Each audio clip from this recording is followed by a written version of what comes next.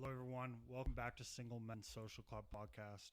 I'm your host, Ryan MacDougall, and today we have a special episode lined up for you. I'm joined by someone who is incredibly close to my heart, my sister, Danielle MacDougall.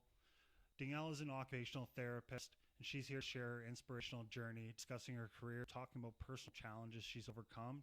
We're diving into her day-to-day work, the rewarding moments, the unique experiences that have shaped her professional and personal life. Get ready for an engaging conversation that's offers valuable insights into the world of occupational therapy, resilience, and the power of believing in yourself and others. Now let's get started. Amnesia, I need you, 'cause I can't forget the feeling, and I can't get... Hello, everybody. Welcome to the Single Men Social Club. I'm here with someone who is not single, nor is a man, but is my sister. She's an occupational therapist. She decided to come in today to be interviewed about her job, her life, some setbacks, all that kind of good stuff. You did not prepare me for talking about setbacks, but we'll roll with it. Hi, I'm Danielle. It's good to be on here. Nice to meet everybody. Yeah, just some introductory questions to get us started. Can you tell us a little bit about your background and what led you to becoming an occupational therapist? Okay, but did you tell your listeners that we're from Nova Scotia and we live in Alberta? Okay. Yes. So coming from a rural province in Canada, everyone says that Nova Scotia is the have-not province, and you find that out when you live there and when you move out. And growing up, our mother is a nurse practitioner, and I've always been particularly interested in healthcare. My plans were actually to become a physician, but I really struggled with chem and physics and math. I ended up on a whim applying for occupational therapy. I didn't know what the job entailed. I thought that I would help people get jobs, as many people do, and I thought it was something like physiotherapy. On a whim, I applied. I researched it. I got accepted, and that's where it started. And I did my undergraduate at St. FX University. I did human kinetics, which is also kinesiology. And then I went right on to my Master's of Science in Occupational Therapy, and I graduated in 2015. And was there a particular moment? So you mentioned wanting to be a physician, trying to do nursing. I had the same thing with my career path, as I knew I wanted to do something in emergency response. I didn't know whether that was policing, paramedicine, firefighting. And then the opportunity became available. I didn't really know exactly what I was getting myself into, but it was one of those things where it happened out of luck, and good thing I enjoyed it. Was that something that you'd say is the same for you? Oh, yeah, 100%. When I found out that I was accepted and I did some more research, I looked up pediatric OT, or working with children, and I saw this clinician, and she was like doing assessments on babies. And I was just like, yep, I want that job. And I remember, Ryan, there were two moments that were like these feelings that you were talking about. One was I was coming back from a trip in New York, and I was in the airport in Montreal, and I got the email saying I was accepted to occupational therapy. And I was so excited. I was like nervous because I was like, did I just give up my dreams? But then I realized like how excited I was. That was like the happy moment. But I do have a really sad moment. When I graduated from my undergrad, my plan was to study chemistry and audit chemistry so I could do better on the MCAT, because I had already written it once and I didn't get high enough grades for it. So I realized, am I allowed to curse? Do we curse on this? I was like, fuck, I don't like chemistry. I just did 4 years of school and like summer school. And I was like, I don't want to do this. And do I want to dedicate another 4 years plus residency? And I was just like, fuck it. And to me, it's, did I take the easy way out? But I don't, now looking back, I don't think I took the easy way out. No, definitely not. Given that it's still a master's program, it's still something you had to get an immense amount of education for.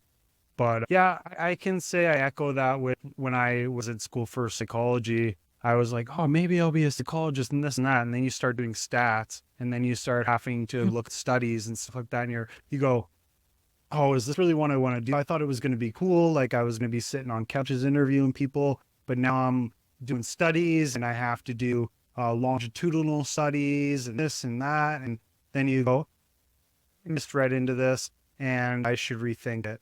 I think they did stats on people coming out of high school that said they were going into a psychology degree. It would be like 50% of people going to university. After 6 months, they all go to PR, something else, general studies. Yeah. That is really interesting. What would you say a typical day looks for you as an occupational therapist? Is it more desk work? Is it more traveling? What would you say is a typical day? Yeah, so if you're thinking the typical day for OT, that could look really different. OTs have an incredibly large scope of practice, which can range from mental health to physical health, stroke, pediatrics, addictions, forensic occupational therapy, like corrections. Actually, I was offered an interview at the Edmonton Max Prison to be an OT there, and I didn't even end up doing the interview. I ended up working in the education field, which is where I still work. My typical day is extra special. I work with a public school board, and my occupational therapy is even more specific than pediatrics, more specific than school. I work with children who have communication needs. So the kiddos you're going to see with iPads that are talking that way, or maybe they're using an eye gaze device that's attached to their wheelchair. So if you think of anybody who needs extra support or equipment to communicate, those are the kids that I see at school. So my day typically will look like collaborating with speech language pathologists, physiotherapists. I will go to schools for the visits. I work with assistive technology consultants, but my real job, my client is really the school and the teachers, and as well as the students. And then because of the students, you extend that to their family as well.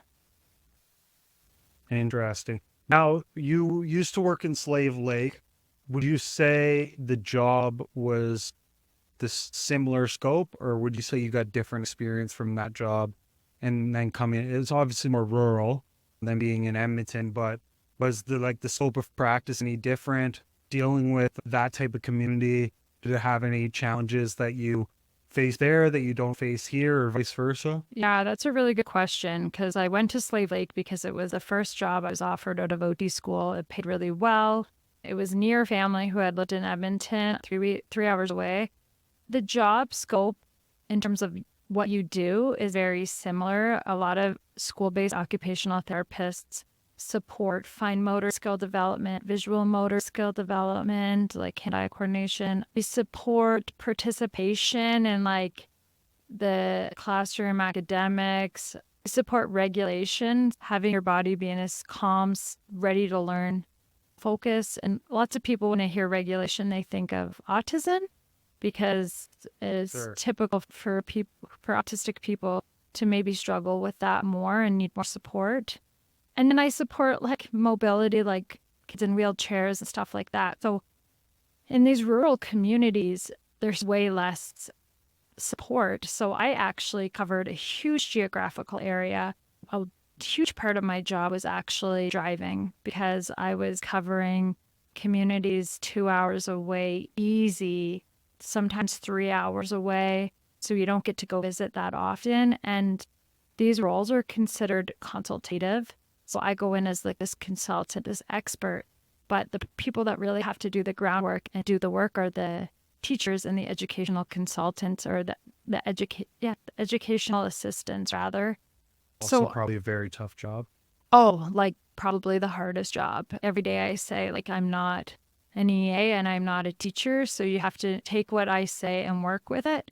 But it's tricky, because sometimes you just need someone to do the job and show you how to do it. And I come in as this person that thinks I know everything. And in reality, a lot of the communities I worked with up north were Indigenous, and their values and the culture, it just varies. Something that maybe seems important to me might not feel as important to them, or something that's really incredibly important to them, I might not understand why. There was we had to participate in diversity training for that reason. But being in Slave Lake actually really helped me a lot grow, and I would not take that experience back at all. And being in Edmonton or Alberta or up north, out west in general, it's definitely something that you see a lot more as Indigenous population. So you definitely have to be a little bit more understanding, a little bit more willing to learn. I think that's a big thing with communities like this. And especially the way Canada's looking every year is you have to be more inviting to different cultures, ethnicities, and different groups, because they are going to be more of a foundation in Canada's culture, right? Oh, And 100%. There's things that I would never have known that you really need to involve the elders and talk to them and through them to help get some buy-in, but also support some of the families at home. It's just really interesting. I'll probably get to this later, but I worked at the rehabilitation hospital here in Edmonton, the Glenrose, and it's very specific in what they do there. It's very rehabilitative. But if you had a kid with cerebral palsy and you needed to have them come get stuff done on their leg or their hand to support their development, we like the Edmonton area covers all the way up north. Do we cover up to Yellowknife? I'd have to look into it, but we cover these northern communities that have to be flown down. So can you imagine if you needed therapy or support, you have to take a couple flights? It's just wild that they don't have access to these in their own communities, which is a huge benefit of actually living in such a population dense area. And it's something that probably people take granted for. I could imagine people go to these rural communities and something happens and they don't realize how robust a lot of these cities are in terms of how they're able to handle certain stuff. And I think us coming here from Nova Scotia, I think it was probably a big culture shock for both of us in terms of the cuisine, the population, even the population from when you moved now, and how everything's... Did you know, like, when we were in Nova Scotia, I did not know much about Ukrainian culture or Ukraine in general. And then you come out here, and Alberta, I think, is like the second most populated place for Ukrainians outside of Ukraine. And people just expect you know this and you know about some of the Ukrainian dishes. And I was like, no. And the population of Sikhs. That's a huge one. Yeah. There's not a lot of minority or diversity in Nova Scotia. So I would say because of the universities, it probably helps. But if you didn't have universities there, you wouldn't see much traveling in. And especially in the rural areas in Nova Scotia, you probably don't see hardly any of it unless that person's there for a specific reason. Yeah, we have white people and African Nova Scotians. And then it's a huge smorgasbord in the middle of downtown Halifax. But they're very less populations. The minorities are much less compared to out here. I think that people do take it for granted. And I'll just share a story. I was diagnosed with a rare kidney disease within a couple of years of moving out here. And I probably had it all my life. And if I was still in Nova Scotia, I doubt it would ever have gotten caught.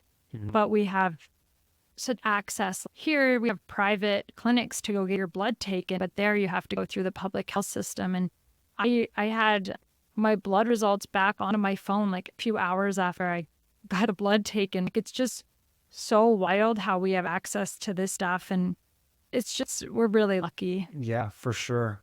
And with that, what would you say, just going back to your job as an occupational therapist, given that your scope is so big, what would you say are the most common conditions you treat, as well as how do you tailor these approaches for different patients?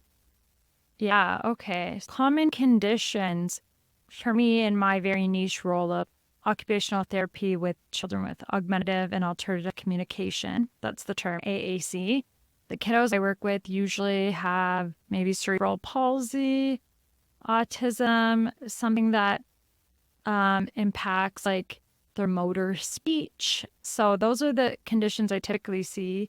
But when I worked at the Glenrose and I worked an outpatient, I saw a lot of cerebral palsy, and the function there was supporting the family and the child's goals, but in a fine motor kind of aspect. Whereas in my role now, it's all about access to communication. So can they touch a device? Do they need to use a switch? Can they use their eyes? Things like that. And how do I tailor it? Boy. Is there a certain flow chart or like a certain kind of idea of how you tackle it? So say like when I'm building the podcast, I say, who do I want to invite on? Okay, how would that look? How are we going to structure everything? Is there some type of formula or algorithm that you have that you would say curtail or use as a baseline? Okay, so like with occupational therapists, we have like frames of reference or we have models. One of them is called PEO. It's person, environment, and occupation. And you look at all the different things for that person. So the person, what are the things that are meaningful and valuable to them? The occupation.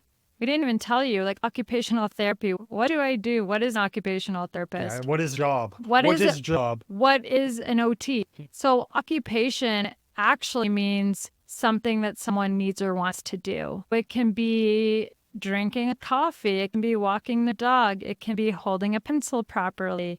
It can be getting off the toilet. Whatever the occupation is, we have to really consider that. And then going back to that PEO model, the last one is a person, environment. So are they at home? Are they at school? Do they have supports, etc.? So I don't know. My model, here's my model. And a lot of the AAC SLPs will agree with me is that communication is a human right. And everybody deserves the right to communicate. Just because you are maybe non-speaking or non-speaking with your mouth does not mean you can't speak or you don't have a voice. And there's this really big term now that we're really using. It's called presuming competence or presuming potential. So unless we know otherwise, I'm going to assume that student is understanding me, is hearing me, and can formulate a response. They might not be able to do it, but I'm assuming they know what's going on. And then that way you speak to them like they're a freaking human being. Like the amount of times that kids get written off because it's like they're not listening or they don't understand me or they're asleep when it's just not true because you don't presume competency. So those are my 2 ones. Is it like, do you think it's like a form of like you're almost patronizing them? Like, oh, hell yes. right? That's like it's like demoralizing, right? Where like you just have the expectation of this person isn't fully functioning, so they don't deserve the amount of buy-in. There's a student I worked with who actually would pretend to sleep. And like when you say things like that, like you better have evidence to back it up. So the evidence was when she's actually asleep, her mouth is open, but when she's pretending to sleep, her mouth is closed. And we dove into it, and this is our guess. Our wonder is the person she was always sleeping with was actually someone that didn't believe she could participate, didn't believe she could use the communication tool we were trying to get her to use. So it was a certain EA. And then once we presumed the student could speak, had lots to say, wanted to speak, she wasn't sleeping anymore. Mm-hmm. And we realized kids like that, well, if they find out that you don't believe in them, they won't give you why would they waste their energy on you? And I think that comes down to the mutual respect thing that even like youth, and I think this is something that's misunderstood in a lot of ways. Like when I look at coaching and I'm coaching U13 soccer, I still have to talk to them like I expect them to play a high level of soccer. So there's a kid there that I know that their parents sign them up for soccer just to get exercise. So I know they don't care about the concept of the sport. I know they don't care about being there, and they probably don't care about winning. But the purpose for me as a coach is to make sure everybody gets the same value that I have to offer. So even though I know the buy-in's not there, I'm still going to practice coaching concepts. I'm still going to help them with their technique. And you're still going to treat them like any other with player dignity. on the team, with dignity. Yeah. And with that, do you find that every job, every occupation has their bad apples? Do you find that your occupation does a good job or a more mediocre job? The filtration process of weaning out people that maybe it's not the career for them, maybe they have the wrong attitude towards the job. Do you find that like the organization or the way things are structured kind of do a hand in helping make sure that the people that need the proper help or the people that have that experience and want to do the job actually get to them? Yeah. I really do feel strongly about this because it's not easy to get a job with the public school system in a really population dense area. So I feel like they get the best of the best pick for who's applying. And this is a job where you have to be really passionate about and care. Also, you have to do an undergraduate degree and then your master's degree. And then OT is a really big scope. Lots of people actually work with adults or like geriatric clients in care facilities. So being in pediatrics, you're already specializing a bit. Working in school-based, you're specializing. And then for me with AAC, it's much more specific. So that the people that I work with, the 4 SLPs and the other occupational therapists, I think that they're top notch because you're not here unless you care about what you do and care about what you're offering and really care about the students. So no, I really don't think, like I've had some jobs where there are some bad apples, and not to knock on my behavioral consultants. Sometimes it's like more like the psychology, behavioral consultant, stuff like that they've been in the role a long time and they get really jaded. And I think that's where maybe some of that bad apple perspectives come from, is because they've just been seeing the same shit over and over again and they can't reframe it in their mind. But I totally believe that when a child can do better, they will. And if they're not doing what you think, it's because they don't have the skill yet. And if people want to know more about that, they can look up Ross Green, because that's completely from him. And that's what I believe. When people can do better, they will. They just don't have the knowledge for it. Or the yet. resources. Or the resources, or the mental energy, or the capacity, or there's lots of factors, right? Yeah, definitely. And given that there's tons of technology involved with occupational therapy, according to the American Occupational Therapy Association, telehealth has significantly expanded access to occupational therapy services, allowing therapists to reach clients who face geographical and physical barriers. However, it also introduces challenges such as limited hands-on interaction and technological issues. How has telehealth impacted your ability to provide effective care to your clients, and what strategies have you implemented to overcome these challenges? Yeah. Do you use telecare a lot?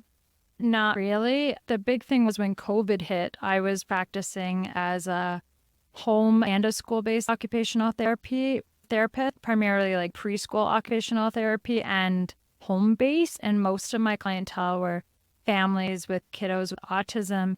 And we reverted to using Zoom. So some downsides are obviously like the security risks and personal data and confidentiality.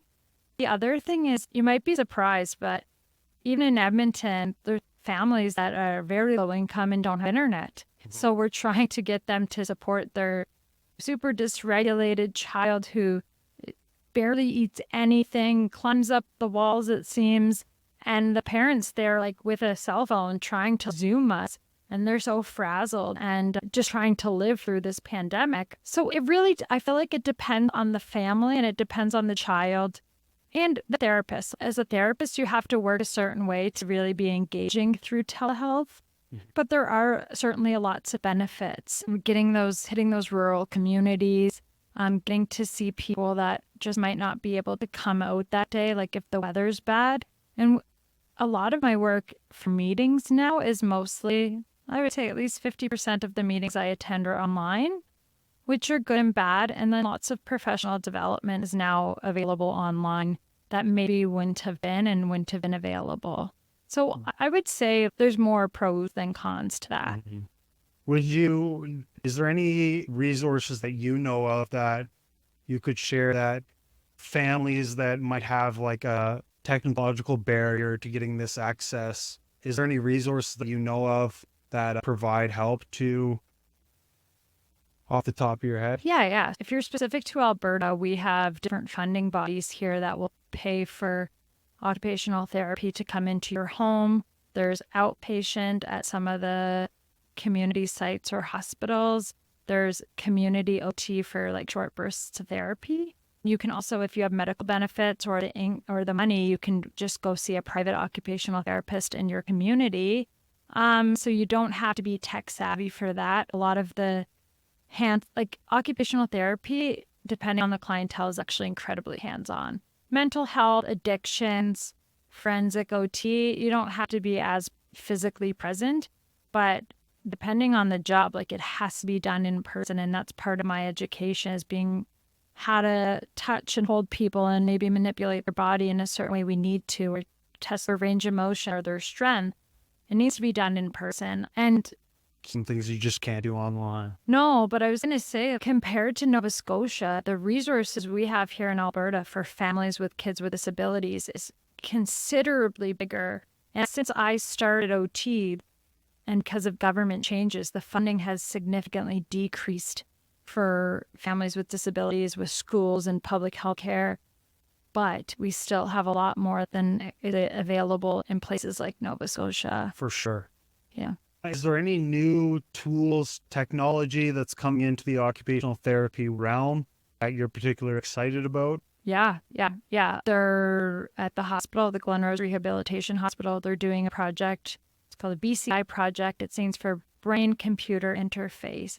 And if you follow Elon Musk, you'll know that, I don't know, the other day someone was using, they were using his tech, and it was an implanted one, but he was like playing Nintendo. And I think he was maybe like a quadra or paraplegic.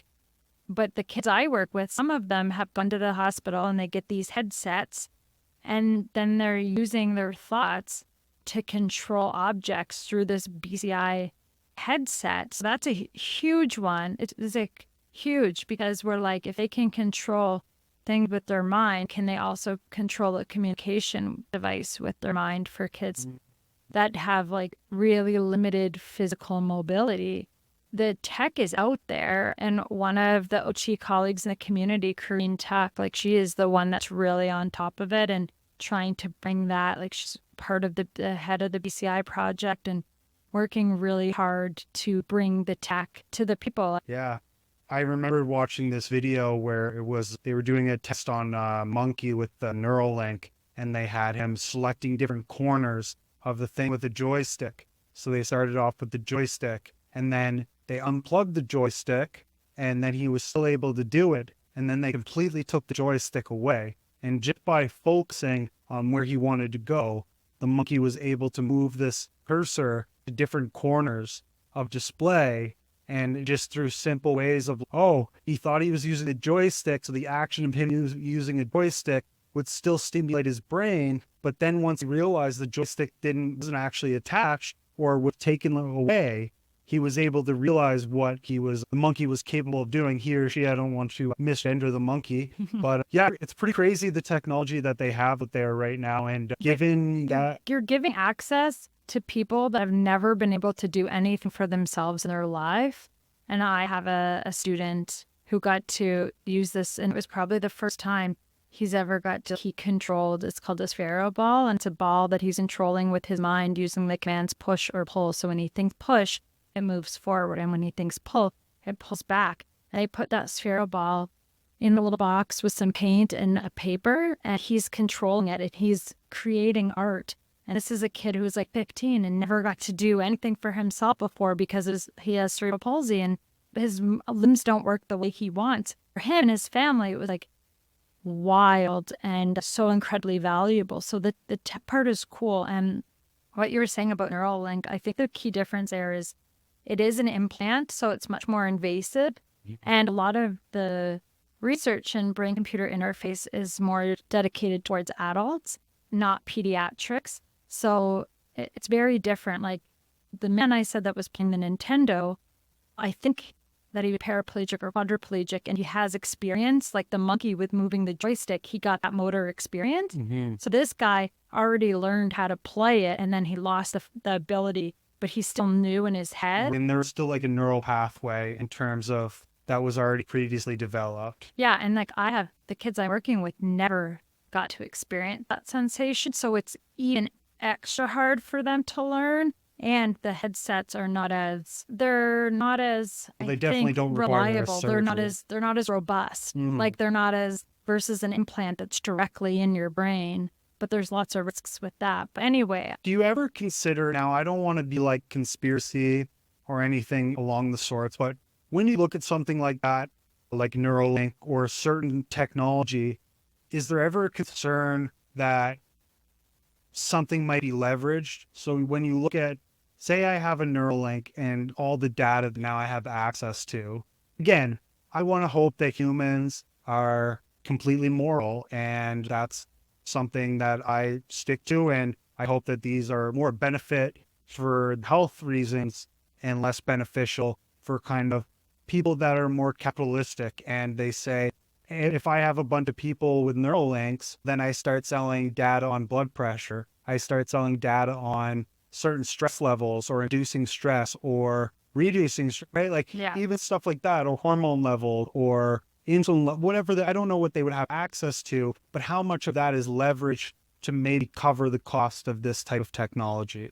Yeah, and is it ethically sound? Well, yeah, I never really thought of it that way. We're being monitored like that with all this data collection every time we use our smartphone.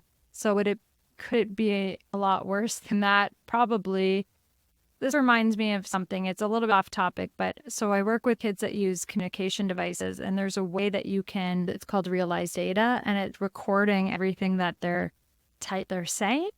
And I was like, that's a bit intrusive if you think about it, because if I speak, nobody has access to a transcript of all my communication. Like internal Bob.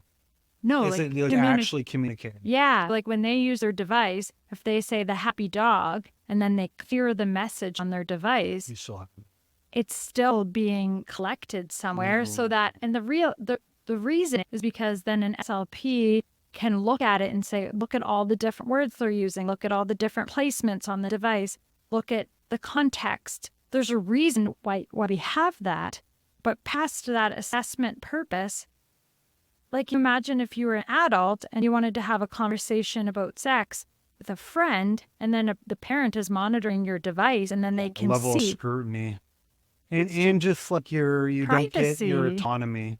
You don't get your autonomy, and it almost feels because you have some kind of life-altering ailment or disease, and now you don't have access to that, privacy. Yeah, that's just one thing that to me, it made me think about that when you asked your question.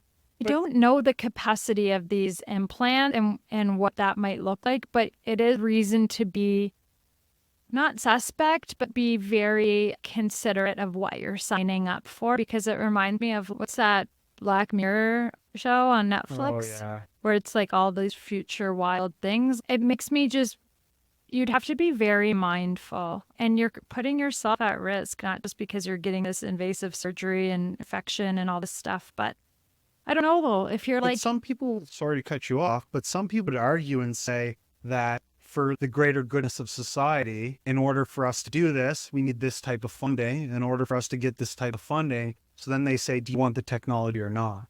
And I feel like that's a very shrewd approach. But if I were to look at it from someone who was like a corpo or someone who was in like a corporate world, you would have an assumption that they'd be thinking in a dollar amount and not in a sort of moral, ethical amount. Yeah, but there's lots of research and science that is not done with the same payoffs. Yeah, you always have a funding source, and maybe the person that's paying for it is like the actual pharmaceutical company and whatever. But I don't think that there needs to be advancements at the cost of people's privacy and confidentiality. No, I don't think that. I definitely agree. And that makes total sense. Continuing moving forward, let's keep going here with some of these questions. Is there any advice you'd want to give someone considering a career in occupational therapy? Yeah, I think that you should consider your beliefs. What are your values? Do you believe that everybody deserves to be able to participate in life meaningfully? That's the big thing. You have to believe that people deserve this, and that's why you're going to support them. Are you a bit selfless? Are you less judgmental? There's all these things you need to consider. And it can be really heartaching, because I worked with kids, with families that were in really hard situations, and you take that home with you at the end of the night and wondering, how could I do better? What did I miss? I want to help this family. One time I was calling like Shaw and trying to get this family's like bills, what's the word I'm looking for, forgiven, so they could have internet. And it's totally not within my scope, not within like, I feel like I do sometimes the work of a social worker, because they don't always have access to that. And you have to think about not just your job, but everybody else's job. Those are some of the things. If you want to be an OT, look at all the different options. But I think it takes a certain person to fit every career. And it certainly takes a certain person to be an OT. Definitely. And client-centered practice is essential for a job like occupational therapy, as it involves recognizing each client's unique needs and preferences and actively involving them in treatment planning. How do you ensure that your practice remains client-centered? And can you provide an example of a time when involving a client in the treatment plan led to a successful outcome? Oh yeah, like every time I don't do it without the buy-in of the client, the student, the patient, whatever. If I don't have their buy-in, it will rarely be successful. And I have to think about, with OT, it's always the why. What's the function of it? If it's not meaningful and they don't want to work towards it, then we're not going to do it. If it's something like a skill that you think that they should have, but they're not interested in, can you help them understand why practicing that skill will help them in other situations or scenarios? But you really, if you're not practicing like client-centered or family-centered care, especially for family-centered care is really important because you think about all the people that support the client. You're not really, in my opinion, being an OT because you have to think about those things. Of course. Oh, and a time like, so you said a time that it was successful. I saw a young lady today and she wanted to be able to access a laptop. And she was using her fingers to access a laptop, and it was really hard for her given her complex body, and she had been trying to use a joystick. But when I watched her use her fingers, it was recommended to try the joystick to see, because she uses a joystick for her wheelchair. And when I saw her using the cursor with her fingers, I'm like, hey, it's not that bad. Do you like using it that way? And it's what about the joystick? It's really hard. There's all these issues. I try really hard and it's not nearly as efficient and I don't want to use it. I said, cool, give me it back and I'll put it back in our inventory. Don't use it anymore. That's okay. Because if you don't have their buy-in, what are you working for? And it's almost like you're almost like forcing them into something, or it just turns out to be an unsuccessful outcome simply because you just know you're the one that wants it and they're in between or whatever it is. Yeah, there's a whole like assessment that we learned about. It's kind of motivational interview type where we're saying like, what is something you want to be able to do now? How important is it to you? And where do you think your skills are now? And then you write a goal about that. And then at the end, you look at it again and say, how important is it to you now? And where are your skills now? And like, how happy are you with your skills now is part of it. So it has to be directed by the person you're working with, which makes it like really tricky. So you have to know your client. Yeah. Leading into that, a big thing is mental health, especially if you're having any of these life-altering situations, you have any diseases, any chronic illnesses. The American Association of Occupational Therapists Association emphasizes that occupational therapists play a crucial role in mental health by helping individuals gain meaningful activities which provide structure, purpose, and a sense of accomplishment. Can you describe some ways that you add some meaningful activities to improve a patient's mental health, and how much of that is a key role in how you treat? Is mental health a forefront in how you're treating things? Do you find that mental health is a big placeholder in a patient's care? Yeah, I suppose like mental health is part of everyone's health. There are OT positions that are actually they're called mental health occupational therapists. I never did a placement like that as an OT. And you can work with children and adolescents. There's jobs like that at the IWK Children's Hospital in Nova Scotia. Like there was a posting just not too long ago. But I would not consider myself a mental health OT, but I do feel like every OT has to consider mental health. I'm trying to think, when I was an OT student, I had a placement at Shelter, Nova Scotia at one of the shelters. And obviously, when you're working with people who have unstable housing, mental health is very crucial.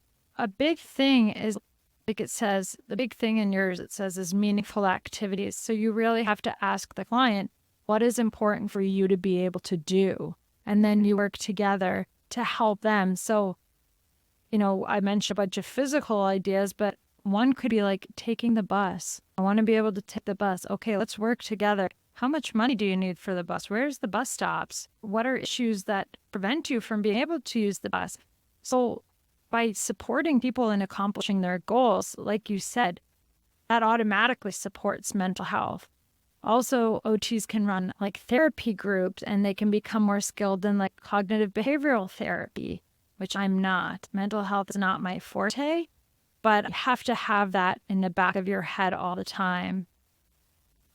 No, she didn't have the best answer that I would have liked for that. But I do, if you ever wanted to, I know a mental health OT who worked here in Edmonton with children, and I'm sure she would have a ton to say because it's incredibly important. Maybe you can help me get her on the show. Oh, I'm sure. She actually does some podcasts with the private OT company she works with. So I'm sure if that was something your listeners wanted to hear about, I could set that up. Yeah, we would love any and all information. Basically, how I see this podcast, Sigma Social Club, the name is a placeholder for genuine conversations, learning a bit more about ourselves, the society we're living in. So I don't think there's any limitations on the guests that we can have on. And I think our audience is more than willing, as long as we can have contentful conversations and really be having enlightenment. And I think being authentic is a big part that make interviews really, really good.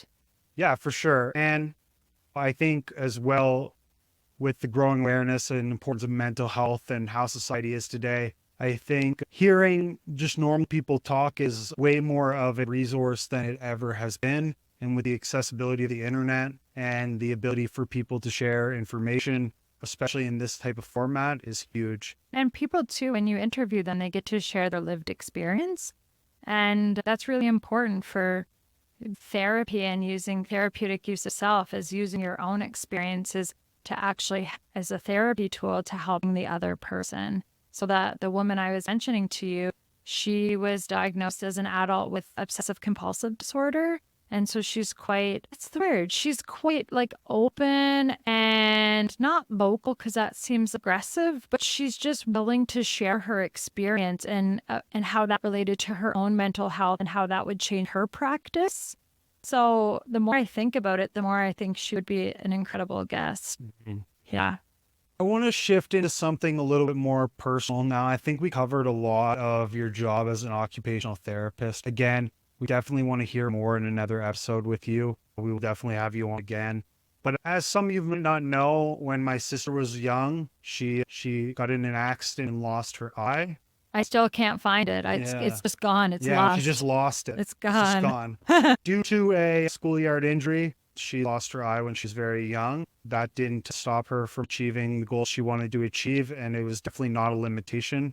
So I just want to say it's definitely an inspiration to have you being able to do that and seeing you go through that and achieving the goals. Very good role model. And do you want me to share a little bit? Yeah, I was going to say, can you share how the personal experience of losing the eye and how that's influenced your perspective moving forward into the jobs you've chosen? Yeah, so I was in grade 1. I was 6. I was at school, and I was going into the field to play. And then my friend was like, I don't want to play in the field. So I turned around really quickly, and a piece of the chain link fence had been uncoiled and was sticking out, which is a huge environmental hazard that really should have been dealt with by the school and by the school division and by the municipality. So they ended up getting in trouble, don't worry. But it penetrated my eye. And despite the best efforts of the hospital that I mentioned, the IWK, trying to save the eye and save the vision in my eye, it was just not possible with technology at the time. I wonder now if it could have been different. And my mom really advocated to try to save the eye, but it wasn't possible. There was infections, everything was damaged. So they had to do an enucleation, which means they had to cut the front part off my eye. And so I still have the back part of my eye, and it has musculature. So a prosthetic eye, it's almost a semi-moon. So it's this curved piece of plastic that is molded to fit my eye. It's painted, it's wonderful, and it fits nicely into my socket. And like I said, I've had a prosthetic eye more than I've had 2 eyes. The biggest shitty thing about having one eye is you don't have binocular vision, so I can't see 3D. I have issues with depth perception, which impacts like sports and driving and working. the amount of road rash on my rims is pretty ridiculous. Mm. But other than that, I think if you're going to lose an eye or going to lose your vision in one eye, you'd be most lucky for it to happen in childhood because it's much harder as adults to relearn a lot of it versus just learning that way. And when I was at the hospital, like I had met a young girl with cancer. I think that I don't think that at the time, I didn't think I had it that bad. I just was like, this is just my life. And I didn't realize it was that much different from anybody else's. Right. Yeah. Now, being that young, there's probably some things that you remember, some things you don't. Adapting to these new circumstances at a young age, was there any strategies that you found most helpful during this rehabilitation? Yeah, one of them was not until I was an adult. I was working at Tim Hortons and I realized these strategies that can be called in the OT world, or maybe physio too, is called compensatory strategies. And you're trying to compensate for not having a certain skill. And you see this in the gym when someone's not lifting a weight properly. And Their back. yeah, Right. they're doing it the wrong way. They're compensating. Exactly. Right. So one of my compensatory strategies when I worked at Tim Hortons was instead of looking directly down at the coffee and filling it up, because I didn't have the depth perception to know when the coffee was coming closer to me, Okay. I would pour it on an angle so I could see relative to the side of the cup how tall the coffee was filling up. Because you couldn't see the coffee coming closer to your vision. No, That makes sense. So you had to use like another point of reference just to be like when the white part of the cup is on, coffee's full. I just looked and You just knew. Okay, there it's about full. Right. And on our driving test, one of the questions was what object is the closest, which is a depth perception question. But stupidly, they let people just sit there when the other people are getting their vision tested. So I had heard this question being asked to many people. So I knew the answer. I said, I cheated. I said, the stop sign. Yeah. And then they're like, okay. And then I switch it out and they say, what can you see? And I was like, nothing, it's black. And they're like, oh, whoops, I'll switch it again. And they switch it. And I said, no, I can't see anything anymore either. And they said, can you see out of your left eye? I was like, no. Didn't end up impacting my ability to get my license. And I don't have to have any special conditions on my license. But it's funny that how we adapt. Like, children are so incredibly adaptable. That's what makes kids so awesome. And looking at it from you being a parent now, is there any kind of advice that you would give to parents with kids that face significant physical challenges? Is it something that with this experience, you have better prepared yourself? God forbid if it were to happen, but you're better prepared because you understand the reality of it? Or do you think your mindset has stayed the same throughout of it, of you just hope for the best, or do you have a better plan of action if something like this were to happen? Yeah, so I have two children, 5 and 3, almost a 6-year-old daughter, and then, just a 3-year-old son. And God forbid they get severely injured or disabled. But the big thing I recommend with parents, and parents are actually quite good at this most of the time, is they presume competence. They presume their child can do something until they're shown that they can't. Mm-hmm. And they try to treat their child as equally as they can, socially, cognitively, access to as many sports and activities as possible. And that really can help the child thrive versus treating them differently. And I find like kids with siblings, the siblings don't treat their brother or sister any differently because that's their brother or that's their sister. So I don't know. To be a parent, sometimes I wonder how the parents are so strong and have such these great capacities to take care of the children I work with. But I think it's just, you just do it. When you have to, you just do it. And yeah. And do you ever have a hard time balancing empathy with professionalism when you try to push your clients?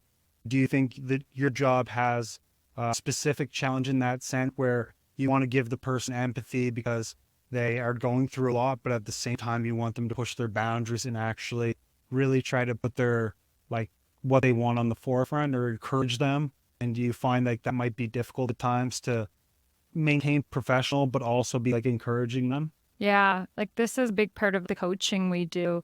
You have to meet them where they're at. And that's another big philosophy is If you're trying to push someone beyond where they're already at, you're not going to get anywhere. So you have to adjust your own expectation and meet them where they're at. So if this is what they can do right now, then you start setting goals, really small ones, where they're at. I've cried in front of families before when it was something really good or something really unexpected. I don't think I've ever gone the other way and gotten really upset or angry. But it's hard. These are children. So if you're trying to push someone, it's usually not the child. It's actually usually the parent or the teacher or the EA. But you have to find that balance. And I think being an OT for a while in pediatric, I feel confident in my ability to do that. Maybe not as well with teachers, but I certainly can do that better with parents. This actually is really interesting, and I wanted to bring this up because I've talked about this a lot with my friends, and especially people that are stuck in kind of stagnant positions. And it's a phenomenon that's called the region beta paradox. Have you heard of it before? No. So essentially what it is, they say that if you're in a comfortable position and equally, if it gets worse, it's one way, but to try harder, it's equally as hard. So essentially they say you have to lose more to kick yourself into gear to actually succeed. So I'll read it by definition. Is the phenomenon that people can sometimes recover more quickly from more distressing experiences than less distressing ones by hypersynthesizing reasons that intense states trigger psychological defense processes and reduce the distress. So they say that because it's not as intense, they're not as motivated to change. So a worse situation actually triggers them so it has to be worse before it gets better, is the type saying. That's actually true with a lot of behavioral strategies. You try to help setting boundaries, things like that. It usually will. The kid will test your boundaries and it will get worse before it gets better. But once it gets better, it's a lot better. So I wonder that. I've never heard of this before. So they say, like, example would be you're currently in a non-ideal romantic relationship. They'll be less likely to end it to find an ideal relationship if their current relationship was further non-ideal, thus making their current overall situation worse. So they're not going to try to get out of their relationship until something happens that actions them to move forward. So if you stay in a kind of homeostasis of being comfortable, that's not going to motivate you to do better. You have to experience something almost traumatizing or something that screws you up. And then you're like, oh shit, I hit rock bottom. And now I'm going back up. I don't know if it needs to be that dramatic, though. I don't know if it needs to be traumatizing. No, like distressing. Mean, something that lights a fire under your ass. Yeah. Right? I don't think it needs to be rock bottom, but I do agree. It seems like you need some kind of bad catalyst to kick you into gear. Totally. Something with AAC and speech generating communication devices is you give them something big enough to grow into, but it's not too big that it's falling down. Like if you're going to wear new pants, it's a bit big, but they're not so big that they're going to fall down. You need to give them more challenge for them to progress. Of course. And emerging trends in occupational therapy education highlight the importance of interprofessional education, technology integration, and addressing healthcare disparities to prepare future therapists. What trends in occupational therapy education do you find most promising, and how do you think they will shape the future of the profession? I don't know. This is a question. I'm just trying to read it here because I'm trying to really process it. Trends in occupational therapy. Different courses that occupational therapists take now is the new things that they use to entice people into the career. It has skyrocketed. Like assistive technology has been huge. When I was a student, we had this small part in one course that was assistive technology. And I'm sure some of the stuff I'm doing now didn't exist when I was a student. So that's certainly really cool. Mental health is very big because we're realizing how important it is. So we're getting more funding in those areas. I can't speak to some of the other scopes for OT, but yeah. And these are just questions that I've wanted to ask. So they're not going to be, they probably might not relate as much, but we're doing our best. And I also wanted to talk about work-life balance because I think that's very important, and especially situations like these where You don't necessarily have, it might not be as rewarding. It might not be as, you might not get kudos or thank yous as much, but you might also have to put a little bit more effort in than the average 9-to-5 job. So do you find you have self-care strategies in place that prevent you from having burnout and maintaining well-being? And do you find that you have a good balance between professional and personal life, or is there some work that you can do? No, what? Since moving from home-based occupational therapy, where you're like really embedded into people's lives and all the different parts of their life, my work-life balance has gotten especially better. Since I work in a school board now, I have school holidays off, I have March break and that off, I have the summers off. So that allows me to have a really nice time to be with my family and rest and relax myself. I don't work evenings, like rarely, unless I have to do paperwork. Definitely no weekends. So that allows for a really nice, occupational therapy was rated one of the best jobs for work-life balance. It's in the top lists. You have to go to school for 6 years, but once you're there, I was just looking up here, the average OT in Canada makes about $42 an hour, which is about $82,000 per year. Edmonton and Calgary, Alberta in general, has the highest paid salaries. Calgary is a bit higher, at least for school board jobs, but we make the most in the country. And we teach to prevent burnout. We teach work-life balance. That's part of our job as coaching and occupational therapists, is having those meaningful activities and occupations in your life. So if you're not doing that as an OT, you're not really practicing what you preach. And just to wrap up the episode with a couple more questions, what are some ways that you've been living in Edmonton that you can give advice to people? I think this is more related to our audience on this show, who might be single, might be living alone, might feel a little disconnected in today's world. Is there any advice that people can get from you to help build stronger communities or foster genuine social communications? Yeah. I think that finding something you love and doing it out in the community. So for me, I did intramurals, like adult intramurals. What's the word for that? Is it intramurals? Intramurals. Yeah, I did pickleball. Before it was super cool, I was doing pickleball. Doing things like that, I think, really makes a difference, because you get, I think, doing it through sport, you get to be competitive and playful and get some endorphins and dopamine from all the exercise. I think that's a great one. Book clubs, I did that in Slave Lake because it was hard to make connections there.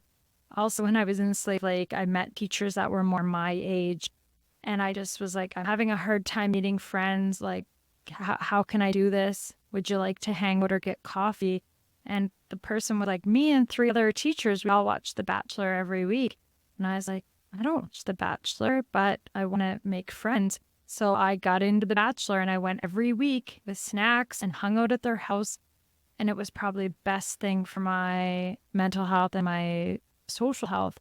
So I would say find a community, whether that's in sport, whether that's in academics. It's hard because your work friends end up being your life and your only friend, and everything is about work. So when you have children, you end up making friends with all the parents. The children that your kid goes to school or daycare with, those end up becoming your friends.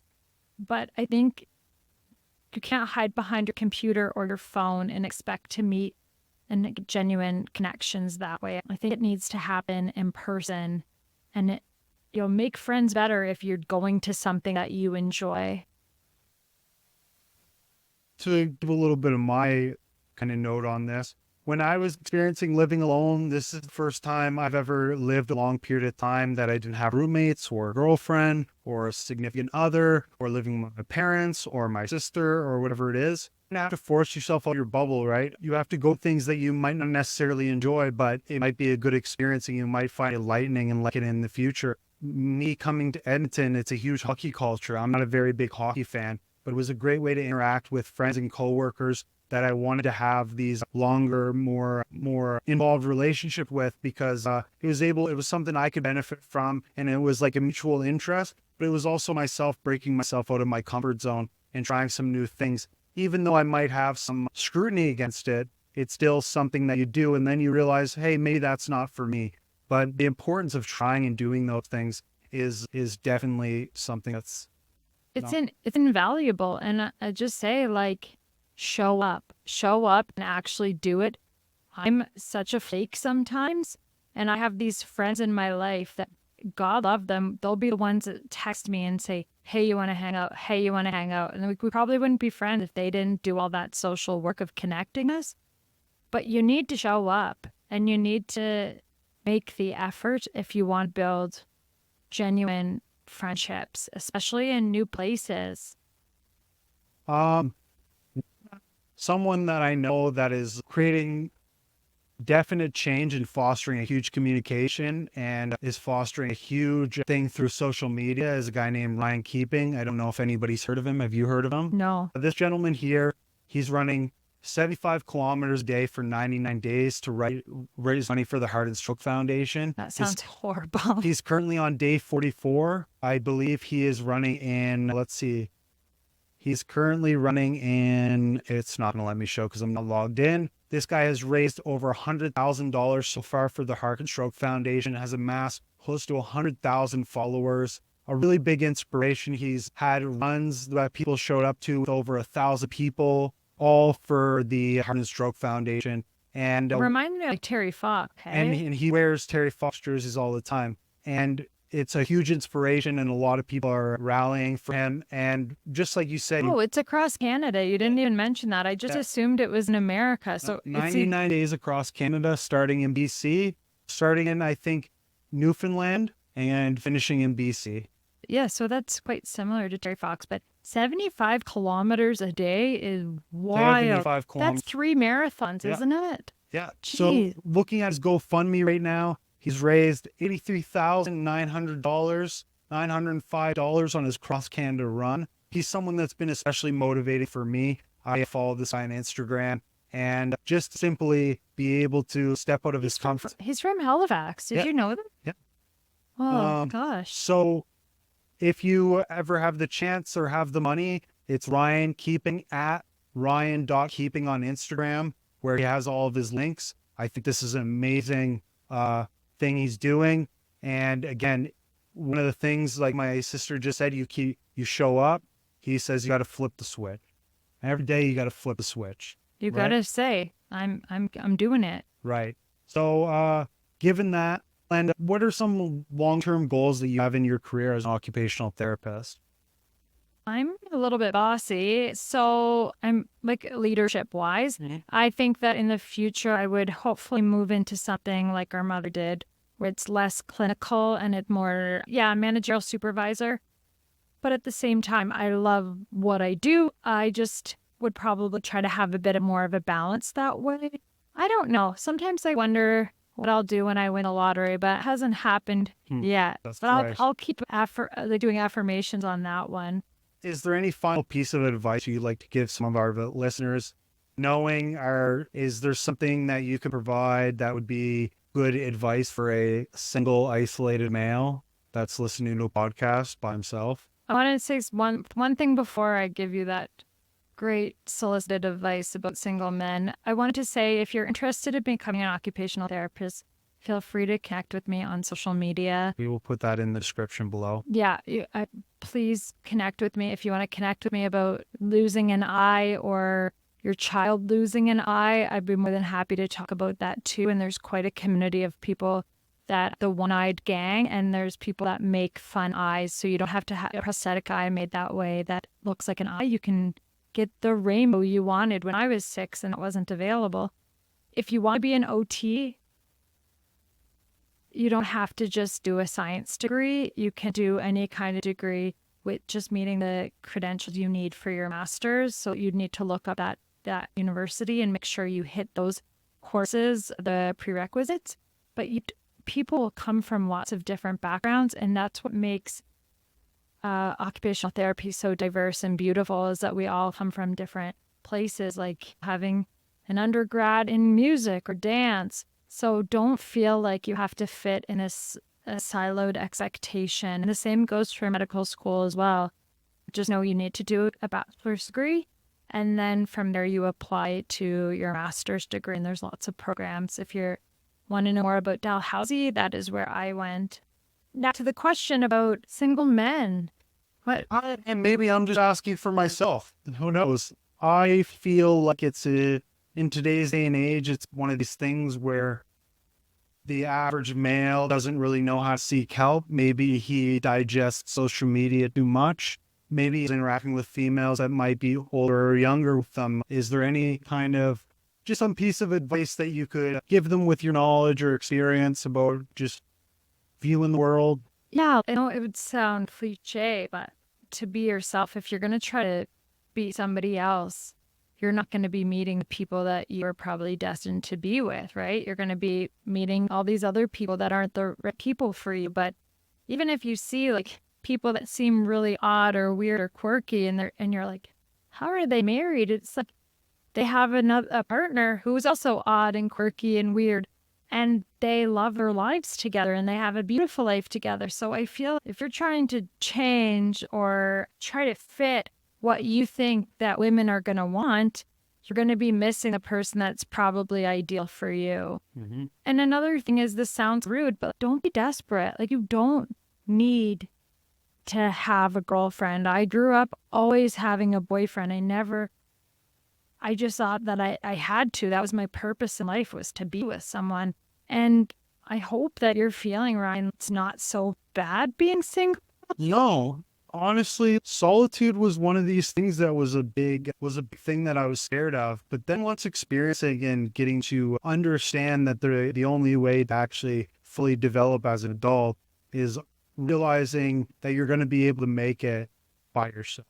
And you're going to be able to come up with coping strategies when you find yourself in these times where you have to figure that out. And not saying that you don't have support systems, but you find a dynamic of self-reliance where you're able to figure things out and problem solve. And another one too is you're able to advocate for yourself. This was a big thing that I felt it took me a while to learn. When to know that someone's not respecting your time, when to know someone's not respecting a value or a moral you have, and being okay with letting that person go and understanding that these might be people for a season or a lifetime. And that was a big thing that I had to realize going forward was if I'm a friend to everybody, I'm an enemy of myself. Yeah. Moving forward, I understand solitude is a big thing that kind of shapes people, but it might not be something you want to linger in. No, and another thing about being single is you have to be accountable for yourself. There's no way you can blame this thing to be done because of him or her. If the dishes didn't get done or your place is a mess, you're the only one to blame. So it holds you to this high level of accountability, which some men, or women, but I feel like a lot of men sometimes jump from living at home to living with roommates, but then to living with a girlfriend or a wife, and they've never had to live on their own, and they've always been taken care of in a way. Mm-hmm. And I think that's not really fair to your future partner. 100%. And to echo, that was definitely something that I experienced where I said, oh, I'm living on my own now. And instead of 50% of the work, it's 100% of the work. And the things that I've neglected and had my partner carry the burden for has something that I've been neglecting and I'm not as educated on it. And it's not something that sharing the burden in a relationship is a problem, but it's something that you need to take the time and understand, even though you might not actually have your hands in it. With that, thank you very much, Danielle, my sister, great sister, for coming out. I hope we have you on a future episode, and I hope we can foster some communication with more professionals in your field. Yeah, I'd love that. I think that it's important for your viewers and listeners to hear more about. Awesome. Thank you. Thank you very much, everybody, for tuning in to Single Men Social Club, episode 2. Check out us next episode. And don't forget to like, share, and subscribe to continue this movement and my journey through a novice podcaster to a legitimate idol.